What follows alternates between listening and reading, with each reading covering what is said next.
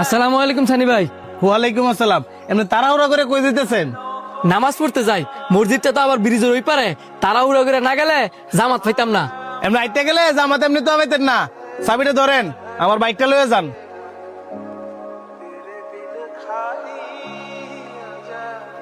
দেন।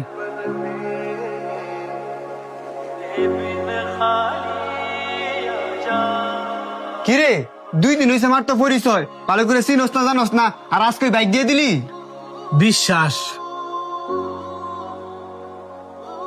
বিশ্বাস না? যখন বাইকটা লিয়ে আইতো না তখন বিশ্বাস বাইরে যাবো।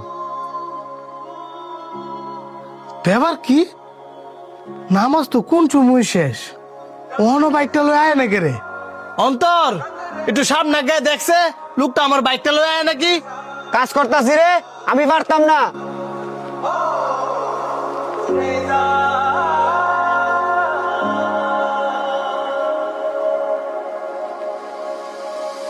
ভাই এই যে আপনার বাইকের চাবি, আর আপনার অনেক ধন্যবাদ।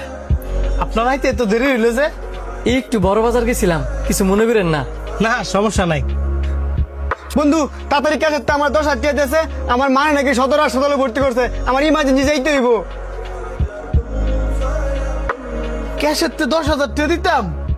তুই তো সারাদিন রেস্টুরেন্ট হই, আর রমজান মাস রেস্টুরেন্টে কি বেচা কিনা আছে? অনেক কোনো গেলে ইমার্জেন্সি 10,000 টাকা পাবো। যদি আমি দেই?